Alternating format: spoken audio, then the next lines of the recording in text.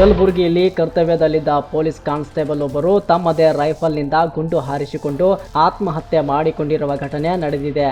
ನಗರದ ಜಗತ್ ವೃತ್ತದಲ್ಲಿ ಘಟನೆ ನಡೆದಿದ್ದು, ಹುಟ್ಟು ಹಬ್ಬದ ಮರುದಿನವೇ ಕಾನ್ಸ್ಟೇಬಲ್ ಆತ್ಮಹತ್ಯೆಗೆ ಶರಣಾಗಿದ್ದಾರೆ.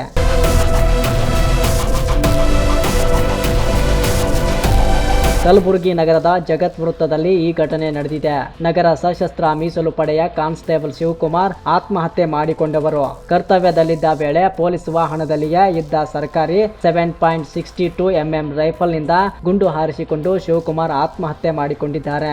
ಮೂಲತಃ ಪೊಲೀಸ್ ಇಲಾಖೆಯಲ್ಲಿ ಸೇವೆ ಸಲ್ಲಿಸುತ್ತಿದ್ದ ಶಿವಕುಮಾರ್ ಕಳೆದ 3 ತಿಂಗಳ ಹಿಂದೆಯಷ್ಟೇ ಬೆಂಗಳೂರಿನಿಂದ ಕಲಬುರಗಿಗೆ ವರ್ಗಾವಣೆಯಾಗಿದ್ರು. ಘಟನೆ ತಿಳಿಯುತ್ತಿದ್ದಂತೆ ಡಿಸಿಪಿ ಶಾಲು ಸೇರಿದಂತೆ ಹಿರಿಯ ಪೊಲೀಸ್ ಅಧಿಕಾರಿಗಳು ಸ್ಥಳಕ್ಕೆ ಭೇಟಿ ನೀಡಿ ಪರಿಶೀಲನೆ ನಡೆಸಿದ್ದಾರೆ. ಇನ್ನು ಜೂನ್ 6ರಂದು ಶಿವಕುಮಾರ್ ತಮ್ಮ ಹುಟ್ಟು ಹಬ್ಬವನ್ನ ಆಚರಿಸಿಕೊಂಡಿದ್ರು. ಹುಟ್ಟು ಹಬ್ಬದ ಮರುದಿನವೇ ಈ ದುರ್ಘಟನೆ ನಡೆದಿರುವುದು ಹಲವು ಪ್ರಶ್ನೆಗಳನ್ನ ಹುಟ್ಟು ಹಾಕಿದೆ. ಪೊಲೀಸ್ ಕಾನ್ಸ್ಟೇಬಲ್ ಆತ್ಮಹತ್ಯೆಗೆ ನಿಖರ ಕಾರಣ ಏನು ಎಂಬುದು ಇನ್ನೂ ತಿಳಿದು ಬಂದಿಲ್ಲ.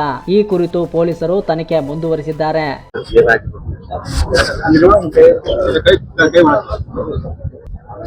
ಸಿಟಿ ಆರ್ಮ್ಡ್ ರಿಸರ್ವ್ ಅಲ್ಲಿ ಕೆಲಸ ಮಾಡ್ತಾ ಇರುವ ನಮ್ಮ ಸಿಬ್ಬಂದಿ ಶಿವಕುಮಾರ್ ಅಂತ APC ಅವರು ಇವತ್ತು ಕಂಪ್ನಿ ಏನೊಂದು CR ಪೆಟ್ರೋಲ್ ಇರುತ್ತೆ, ಅದರಲ್ಲಿ ಅವರಿಗೆ ಯೋಜನೆ ಮಾಡಲಾಗಿತ್ತು.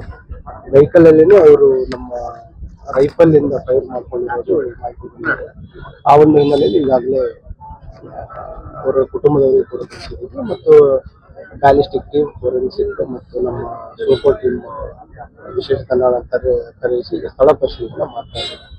ಪ್ರಾಥಮಿಕವಾಗಿ ತಿಳಿದು ಬಂದಿರುವ ಪ್ರಕಾರ ಕೆಲವು ವೈಯಕ್ತಿಕ ಕಾರಣಗಳಿಂದ ಈ ನಿರ್ಧಾರ ತೆಗೆದುಕೊಂಡಿರುವುದು ಬೆಳಕಿಗೆ ಬಂದಿದೆ. ಬಟ್ ಅವರೇನು ಕುಟುಂಬದವರು ಬಂದು ಏನು ತಿಳ್ಕೊಳ್ತಾರೆ ಅದರ ಪ್ರಕಾರ ಮುಂದಿನ ಕ್ರಮವನ್ನು ಕೈಗೊಳ್ಳುತ್ತಾರೆ. ಮೊದಲೇ ಕೆಲಸ ಮಾಡಿ ಯಾವಾಗ ವರ್ಗಾವಣೆ ಆಗಿದೆ?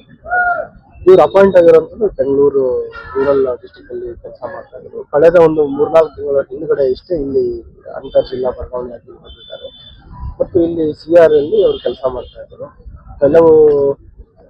ಕಳೆದ ಕೆಲವು ದಿನಗಳಿಂದ ವೈಯಕ್ತಿಕ ಕಾರಣಗಳಿಂದ ಸ್ವಲ್ಪ ಮಾನಸಿಕವಾಗಿ ಕುಂದಿದ್ರು ಅಂತ ಹೇಳ್ತಾ ಇದ್ದಾರೆ ಪ್ರಾಥಮಿಕವಾಗಿ. ಆದ್ರೂ ಕೂಡ ಅವರು ಕುಟುಂಬದವರು ಏನು ದೂರ ನಿರ್ತಾರೆ ಅವ್ರ ಮೇಲೆ ನಮ್ಮ ಈ ಇನ್ಸಿಡೆಂಟ್ ಅರೌಂಡ್ 9 ಗಂಟೆ ಸುಮಾರಿಗೆ ಬಂದಿದೆ. ಆದಷ್ಟು ತಕ್ಷಣ ಇಮಿಡಿಯೇಟ್ ಅವ್ರ ಕುಟುಂಬದವರಿಗೆಲ್ಲ ಸಂಪರ್ಕ ಮಾಡಿದ್ರು. ಈಗ ವೈಜ್ಞಾನಿಕ ತಂಡಗಳು ಕೂಡ ಬಂದು ಸ್ಥಳ ಪರಿಶೀಲನೆ ಮಾಡ್ತಾ ಇದ್ದಾರೆ. ಮುಂದಿನ ಕ್ರಮ ಅದು ಕರೆಕ್ಟ್ ಆಗಿ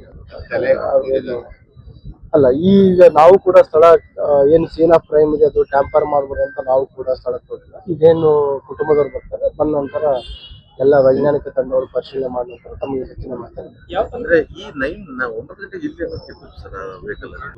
ಅದು ಡಿಪ್ಲಾಯ್ಮೆಂಟ್ ಇರ್ತದೆ 24x7.